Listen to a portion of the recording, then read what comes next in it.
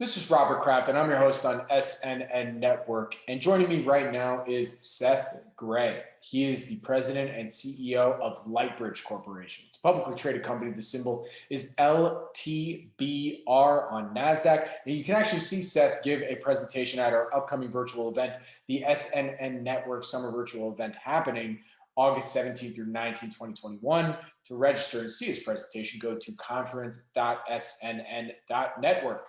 With that, Seth, welcome back. It's good to see you. How you doing? It's good to see you. Everything's good. Hope you're well. Same to you as well. So, as people probably could decipher from my opening, I've done many interviews with Seth over the years. It's been a couple of years. So because it's been a couple of years, I'd love to get an update. I mean, let's get some highlights from the company in the last, I guess it has been a couple of years. Yeah. Well, the focus of Lightbridge Corporation is on nuclear power. We're designing advanced fuels to work in existing reactors and new reactors. And what's happened is changes to the company in the last couple of years reflect changes in the nuclear power industry over the last couple of years. In many ways, the United States government is regarding itself and the US companies as being in competition with foreign state-owned companies to deploy globally. And there's a competition to see if Americans will become big exporters with big manufacturing here, as nuclear will be part of clean energy deployed around the world. So what Lightbridge has done in the last couple of years is we've really shifted to aligning ourselves with the US government. And we've been very successful at getting US government funding support and work at their national labs and with their experts. And we very much aligned with clean energy, but also for designing fuel for these coming, what are called small modular reactors, not the big reactors people are used to, but much smaller versions that will be deployed around the world that can particularly benefit from our nuclear fuel technology. Very good. So I also have here that the company has made some news recently that you got your second funding award from the U.S. Department of Energy, and that you're also testing the Lightbridge fuel at the U.S. national labs. So can you tell us a little bit more about these tests and what this all means for Lightbridge? Yeah. This has started under the Trump administration when we applied for and won what's called a GAIN voucher from the U.S. Department of Energy. GAIN is the gateway for accelerated innovation in nuclear. And we're doing work at Idaho National Laboratory that is 75% paid for by the US government and 25% paid for by in-kind work by Lightbridge engineers.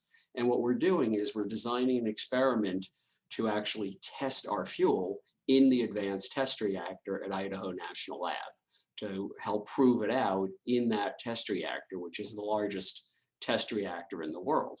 And now under the Biden administration, we've won our second GAIN voucher, also 75% paid for by government and 25% done in kind by Lightbridge engineers. And this one's at Pacific Northwest National Lab in Washington State, where we're working on what's called the casting method, which is the key step in manufacturing our fuel. So we're working under the first GAIN voucher on developing and testing and proving out the fuel and all its benefits. And on the second one, on manufacturing it. And I have to ask also, what kind of reactors can use the Lightbridge fuel? Yeah. I mean, it's virtually every reactor that's operating in the world now, and almost all the reactors that are being built and planned, which are what are called water-cooled reactors. These include all of the light water reactors known as pressurized water reactors or boiling water reactors or Russian-type VVER reactors or Canadian or Indian pressurized heavy water reactors. It won't work in some of these advanced reactor concepts for many years from now. But virtually all the current reactors and currently planned reactors, the fuel would work in, both the big versions and the small versions. I mean, look, I've interviewed you for many years now. I mean, I think I was just searching back. I think the first interview you did with you maybe it was back in either 2010 or 2011. So it's been a long road. I mean, why is it taking? Does it take this long to get to where you're at right now? First of all, to develop and test a nuclear fuel, an advanced nuclear fuel, does take time. We first announced the very concept of this fuel in 2010. So we've come a long way to now we're demonstrating manufacturing it and testing in a reactor.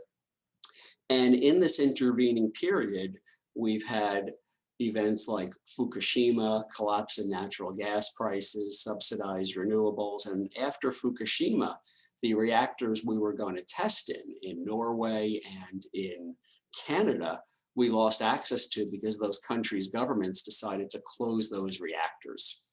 And we lost access for political reasons to a reactor in Russia that could have tested the fuel. So the US government has really started to step up at making its facilities for the first time in many cases available to industry, and we're at the leading edge of that. And so that's really part of our alignment with the US government. Got it. I mean, is there still a risk though? I mean, like, let's say there's another, hopefully there isn't, but let's say there's another, God forbid, a Fukushima in the US, like what happens there? Well, as you said, I think it's very unlikely, but there are always risks. And I think that the industry did survive that, did go on, is actually larger now than it was the day before Fukushima. And I think that people are beginning to understand that Fukushima did not hurt anyone. Fukushima did not kill anyone. An earthquake did, a tsunami did, but the nuclear incident was an industrial accident that literally didn't even hurt anybody. Now, there were people hurt in evacuating from it, but not from radiation, not from anything from that plant. And that one of the things we're doing with our technology is we're designing it to help prevent an incident like that from ever happening. This fuel runs 1,000 degrees Celsius cooler in a reactor than the fuel at Fukushima did. This fuel has dramatic safety advantages, operational advantages, economic and non-proliferation advantages.